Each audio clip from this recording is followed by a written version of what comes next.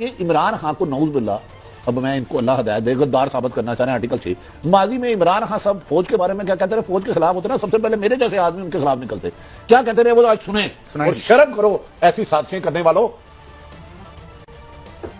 ہمارے فوجیوں کے اوپر مسلسل حملے ہو رہے ہیں، ہر روز ہمارے فوجی اپنی جان کی قربانیاں دے رہے ہیں، اور یہ کیوں اپنی جان کی قربانیاں دے رہے ہیں؟ ہمارے لیے، ملک کے لیے۔ آج اگر پاکستان کی فوج ماشاءاللہ ایک دنیا میں مسلمان دنیا کی سب سے طاقت ترین فوج نہ ہوتی تو ملک کے 3 ٹکڑے ہو چکے ہوتے ہیں۔ پاکستان کو اللہ نے بچایا ہوا ہے، کیوں؟ کیونکہ ماشاءاللہ ایک ملک کی ایسی فوج ہے جو اپنے ملک کی دفاع کر سکتی ہے۔ نریندر مودی پاکستانی فوج جب پچھلا آرمی چیف تھے رحیل شریف، ہر فورم پہ وہ کہتا تھا کہ دہشت گردوں کا سردار ہے، اور نواز شریف کو کہتا تھا یہ تو بڑا اچھا ہمارا دوست ہے۔ آپ سوچے کہ مجھے کوئی باہر کا لیڈر کہے کہ آرمی چیف آپ کا دہشت گرد ہے اور عمران خان بہت اچھا ہے، میں اپنی توہین دوں گا۔ میرے پاکستانیوں ایک چیز یاد رکھنا، آج اس ملک کو 2 ایسی فورسز ہیں جو اس کو اکٹھا رکھ رہی ہیں۔ ایک ہے پاکستان کی فوج، کیونکہ پاکستان کی فوج ہمیں فخر ہے، ایک مضبوط فوج ہے، پروفیشنل آرمی، وہ ایک ملک کو اکٹھا رکھ رہی ہے، کیونکہ جس طرح کے ہمارے دشمن ہیں وہ پوری کوشش کر رہے ہیں، انہوں نے کرتے رہے ہیں کہ ملک 3 حصوں میں ہو جائے، ٹوٹ جائے، تو ایک مضبوط فوج اس ملک کے لیے بہت ضرورت ہے۔ ہمیں اس فوج کی بہت ضرورت ہے، انہیں بڑی قربانیاں دی ہیں ہمارے لیے، قربانیاں ہر روز دے رہے ہیں۔ میں سب سے چاہتا ہوں کسی قسم کی تنقید اپنی فوج کی نہ کریں، جو فوج کا ادارہ ہے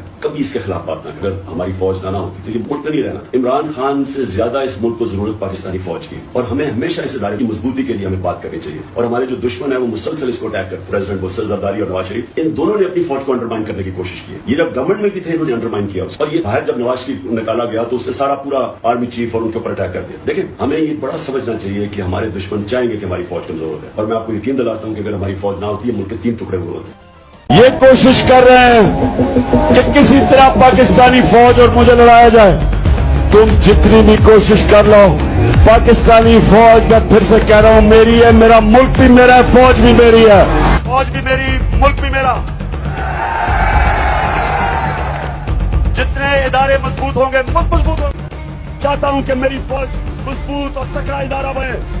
میں چاہتا ہوں ہماری ساری قوم اپنی فوج کے ساتھ کھڑی ہو، اور وہ اس لیے فوج بھی میری ہے، ملک بھی میرا ہے، اور جب میں تنقید کرتا ہوں تعمیری تنقید ہوتی ہے۔